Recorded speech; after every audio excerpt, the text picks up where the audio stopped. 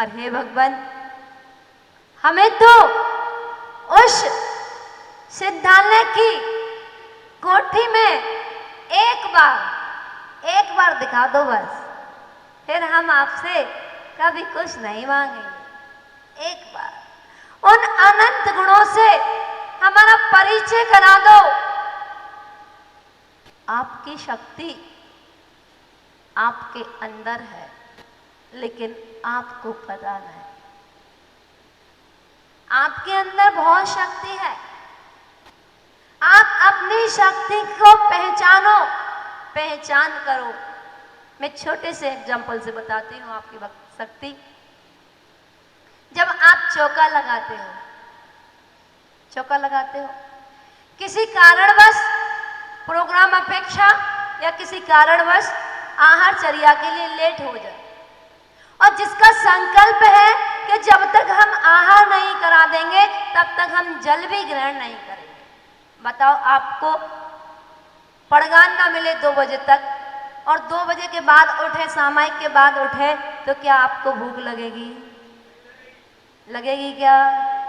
और जैसे ही 2:30 बजे 2-2:30 बजे आहार हो जाएंगे, उसके बाद आप रुक पाओगे क्या?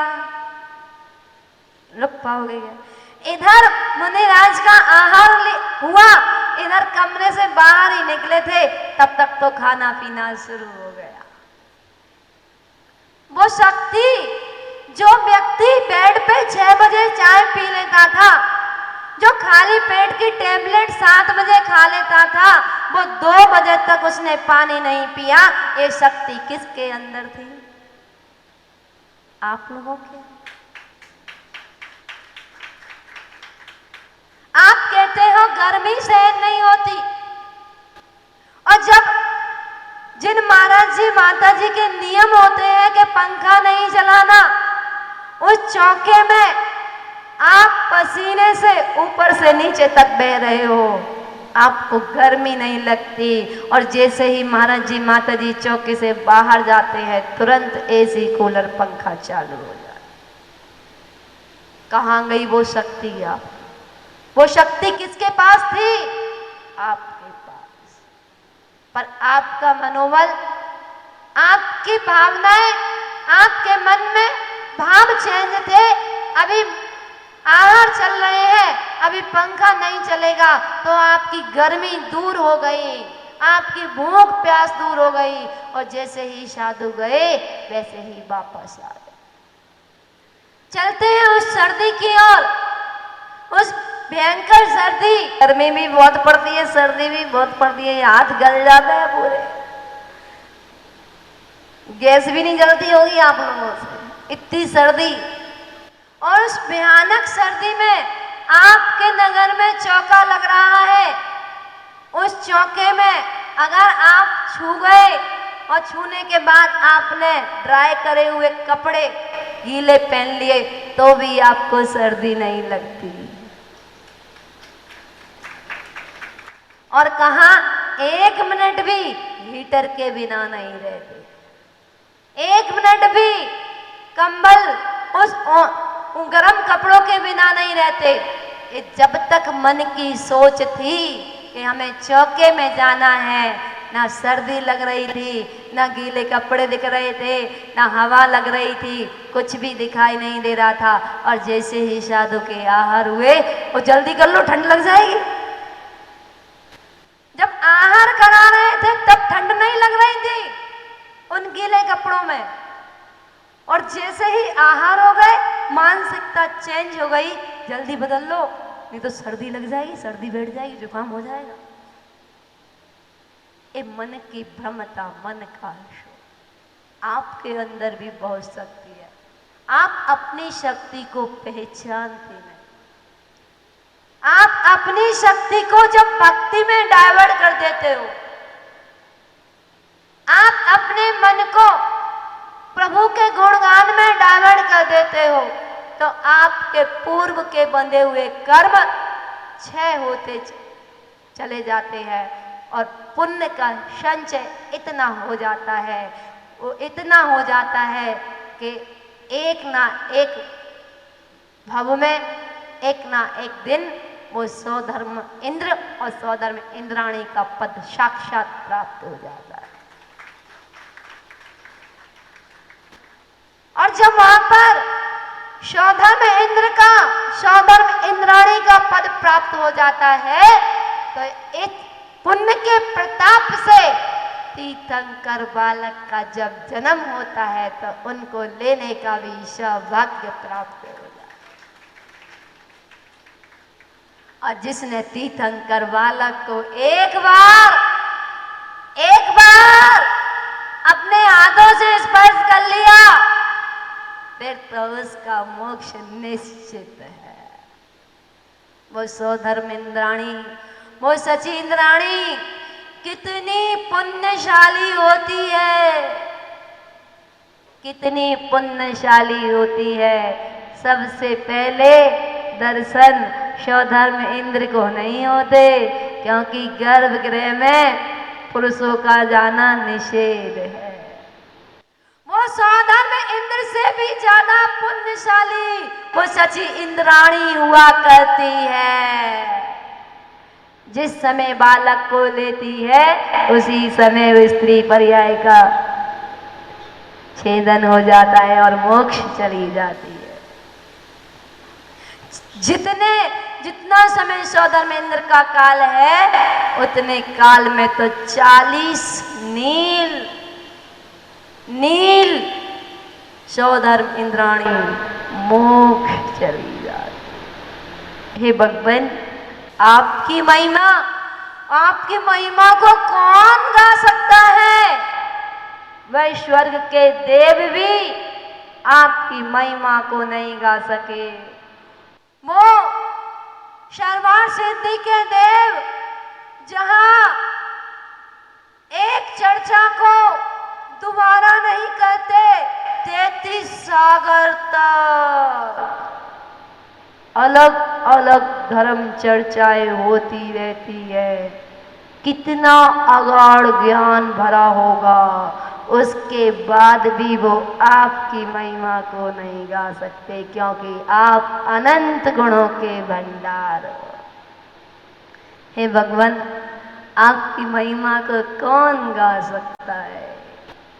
जब यहाँ जरा सी भक्ति करने में आनंद आता है तो वहां समूह शरण में जब दिव्य ध्वनि खेल रही होगी, उस सिद्धशिला में एक माही अनेक राजे, एक माही अनेक राजे, एक सिद्ध भगवान जहाँ विराजमान हो जाते हैं वह अनेकों सिद्ध भगवान विराजमान हो जाते हैं, फिर भी एक दूसरे से टच नहीं होते। और हमारे यहाँ ओ भैया जी, हमारी सीट है, कुर्सी पे भी नाम लिखा होता है, टेबल पे भी नाम लिखा होता है, सीट पे भी नाम लिखा होता है। तुम्हारा नाम सीट पे लिखा है इसीलिए तो तुम संसार में भ्रमण कर रहे हो। उन्होंने अपना नाम हटा दिया, इसलिए तो वो सिंहासन से 4 अंगुल ऊपर अधर में विराजमान। उन्होंने अपने नाम को सार्थक कर लिया, पूज्य बना लिया। वो स्वर्णमयी सिंहासन, वो रजतमयी सिंहासन मिलने के बाद भी उसको स्पर्श नहीं किया, और हम प्लास्टिक के स्टूल कुर्सी को भी नहीं छोड़ते हैं। सोचो, विचार करो, कैसे हमें सिद्धालय की यात्रा होगी। अंदर भक्ति ठान लो, जिसने ठान लिया वह जीत गया, और जिसने मान लिया वो हार गया। मान लिया हमारे बस की नहीं है, इतनी देर तक कौन भूखे रहे, कौन इतनी मेहनत करे, हार गए। जिसने ठान लिया हम करके ही दिखलाएंगे, हम प्रभु के जैसा बनकर ही दिखलाएंगे। जैसी उन्होंने तपस्या करी है हम भी तपस्या करेंगे। ये मन में एक बार भाव तो बनाओ, एक बार भाव बनाओ। जब भाव नहीं बनाओगे तो कैसे उस कार्य को कर पाओगे? प्रत्येक दिन सुबह शाम एक बार भावना भाया करो, हे भगवान, अनादिकाल हो गया इस संसार परिभ्रमण करते करते, अब मुझे और संसार परिभ्रमण नहीं करना। हे भगवान, एक ही प्रार्थना है, दिन रात मेरे स्वामी ना ये भाऊं, देहांत के समय में तुमको न भूल जाऊं। क्या कह रहे? हे भगवान, दिन रात मेरे स्वामी मैं भावना ये भाऊं। कब कब आ रहे? दिन रात 24 घंटे यही भावना भा रहे हैं।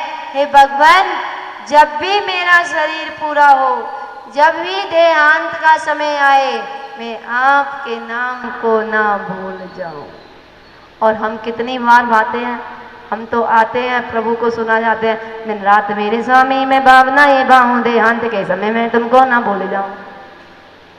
रटना तोते की तरह, शिकारी आएगा, जाल बिछाएगा, फंसना नहीं, फिर भी फंस जाते हो। सोचो सोचो, विचार करो। कम से कम हम दीक्षा नहीं ले सकते, कम से कम हम मुनि राज नहीं बन सकते, कम से कम हम आरिकाएं नहीं बन सकते, कम से कम हम प्रतिमाधारी नहीं बन सकते, तो क्या रात्रि भोजन का भी त्याग नहीं कर सकते? क्यों सौधर्मेंद्र जी? वो स्वर्ग का सौधर्मेंद्र और रात्रि भोजन नहीं करते हैं, वो तो भोजन ही नहीं करते। और हमारे यहाँ के सौधर्मेंद्र अगर रात्रि भोजन करते हो तो प्रयास करना इससे बच जाए। अगर बाहरी कोई व्यसन हो तो उसका भी त्याग हो जाए, क्योंकि हम मुनि राज नहीं बन सकते तो अन्य पापों से तो बच सकते हैं, पुण्य कार्य तो कर सकते हैं, धर्म कार्य तो कर सकते हैं, चारों प्रकार के दान तो कर सकते हैं, चारों प्रकार की आराधनाएं तो कर सकते हैं, प्रत्येक दिन अभिषेक तो कर सकते हैं, पूजन तो कर सकते हैं। प्रत्येक दिन नहीं कर पाए तो महीने में 15 दिन तो अभिषेक कर सकते हैं, पूजन कर सकते हैं। 15 दिन नहीं कर पाए तो 8 दिन कर सकते हैं, 8 दिन नहीं कर पाए तो 4 दिन तो कर सकते हैं, और 4 दिन नहीं कर पाए तो 1 दिन महीने में कर लें। और 1 दिन भी नहीं कर पाए तो पानी लेना और स्नान कर लेना।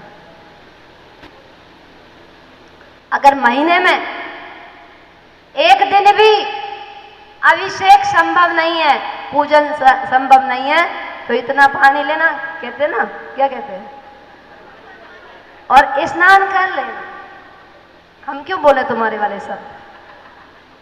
हम तो अच्छे शब्द बोलेंगे ना। आप तो भगवान के पास जाते हो और कहते हो, भगवान लो मुट्ठी और 2 छुट्टी। क्या कहते हो?